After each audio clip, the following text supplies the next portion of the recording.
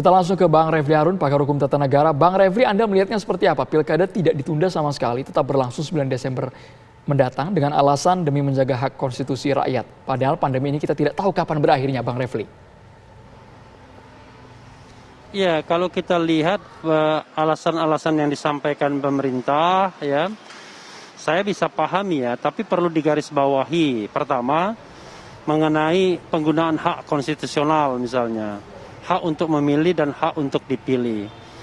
Pertama yang harus dikomentari, hak itu kan tidak dihilangkan, tidak diperlakukan secara diskriminatif. Jadi kalau misalnya dilakukan penundaan, maka sesungguhnya kan hak tersebut ditunda pelaksanaannya dan itu berlaku untuk semua orang, tidak hanya orang-orang tertentu atau kelompok tertentu. Sehingga alasan misalnya bahwa itu nanti ada terjadi diskriminasi, kemudian hilangnya hak dan lain sebagainya, itu bisa kita katakan tidak demikian ya. Lalu soal lain misalnya soal ketidakpastian COVID-19 ini, pandemi, memang kita tidak bisa memastikan apakah kemudian kalau ditunda 6 bulan COVID-19-nya akan berlalu atau tidak. Tapi paling tidak kita kan bisa mengambil sikap kalau setelah ditunda 6 bulan atau setahun ke depan atau berapapun lamanya, masih ada situasi yang darurat seperti ini, maka bisa disikapi dengan hal lain.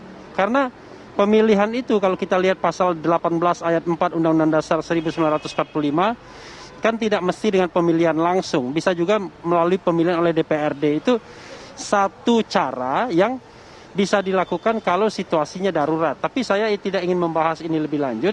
Intinya adalah kalau kita ingin menunda ya atau ingin mengubah cara, itu tidak ada halangan bagi pemerintah untuk melakukannya, pemerintah dan DPR. Kalau menunda, cukup dengan kesepakatan KPU, DPR dan pemerintah selesai. Tidak perlu membuat regulasi apapun termasuk Perpu atau perubahan undang-undang. Karena sudah diwadahi di Perpu nomor 2 tahun 2020.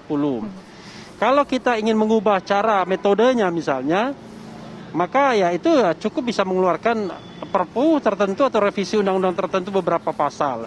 Tapi kalau misalnya mau cara lain, misalnya dengan katakanlah melarang kampanye luar ruang sekalian misalnya, maka itu pun bisa dilakukan sesungguhnya. Intinya adalah harus ada upaya yang maksimal agar kemudian masyarakat tidak dikorbankan. Karena kalau kita bicara tentang the right to vote, the right to be elected, hak untuk memilih dan dipilih, kita harus berhadapan dengan hak untuk hidup. Karena hak untuk hidup adalah hak yang paling primer, yang paling utama, ya kan? Bang Refli, tapi begini, tadi kan harus, tapi kan disampaikan tadi oleh Bang Doni bahwa pemerintah tetap melaksanakan ini pilkada, tapi dengan tetap menjalankan protokol kesehatan, bahkan nanti akan diawasi seketat-ketatnya. Ya, sekarang saya tanya, siapa yang bisa menjamin protokol kesehatan itu berjalan dengan seketat-seketatnya sebaik-baiknya? Lalu sanksi apa yang akan bisa diterapkan kalau itu dilanggar? Karena begini, kalau kita bicara tentang sanksi yang paling berat itu adalah diskualifikasi pasangan calon. Untuk diskualifikasi tidak ada caranya, tidak ada celahnya kalau dia melanggar protokol COVID-19. Jadi sanksi diskualifikasi itu hanya bisa diterapkan setelah adanya due process of law, itu pun berkenaan dengan pelanggaran-pelanggaran pidana pemilu. Jadi kalau misalnya tidak ada sanksi yang menakutkan seperti diskualifikasi, maka kalaupun terjadi pelanggaran COVID-19 ya paling cuma diperingatkan Bawaslu. Nah, peringatan itu tidak akan mempan karena tidak berpengaruh langsung terhadap hasil pilkadanya atau hasil pemilunya, begitu. Baik, Mas Doni, ditanggapi Mas Doni, dorongan untuk pilkada ditunda itu begitu besar. Apakah ada opsi dari pemerintah yang sudah disiapkan dengan dasar Perpu mungkin yang akan dilaksanakan juga?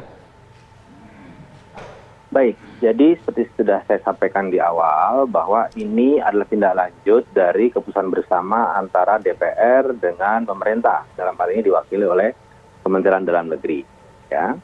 Dan tentu saja ya dalam persoalan ini pemerintah juga terima kasih ya terhadap berbagai masukan yang datang dari organisasi Islam besar, Muhammadiyah, NU, juga Bang Refli yang tadi juga sudah memberikan catatan-catatan. Saya kira itu kita hargai, hanya saja memang kita ya berniat untuk sungguh-sungguh ya menyelenggarakan ini dalam semangat protokol kesehatan.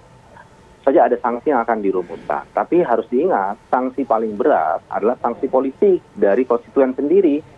Ya, ketika ada calon kepala daerah yang melanggar protokol kesehatan, maka sanksi paling berat adalah dia tidak akan dipilih, begitu. Jadi saya kira ada juga satu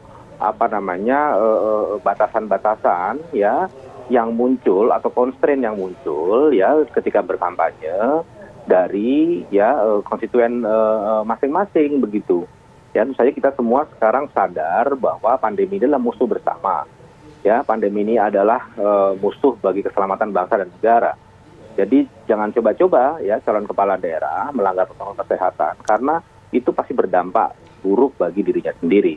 Tentu saja ya Bawaslu juga saya kira akan mengawasi dan akan ada peraturan yang akan disusun terkait dengan sanksi ini. Kita pastikan bahwa siapapun yang melanggar pasti akan ada sanksi dan pilkada ini akan dilakukan dalam semangat ya pengawasan dan penindakan yang super ketat, begitu.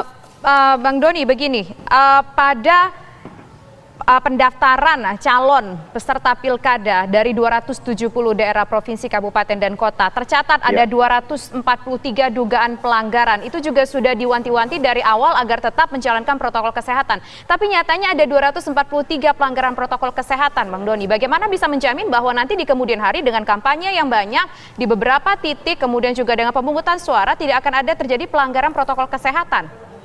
Baik. Itu menjadi catatan ya bagi pemerintah, juga bagi KPU sebagai penyelenggara, Bawaslu sebagai pengawas ya untuk semakin memperketat, semakin mengawasi ya penyelenggaraan pilkada ini dalam semangat protokol kesehatan supaya tidak ada yang berani lagi ya melanggar protokol kesehatan dalam melaksanakan proses politik ini, begitu.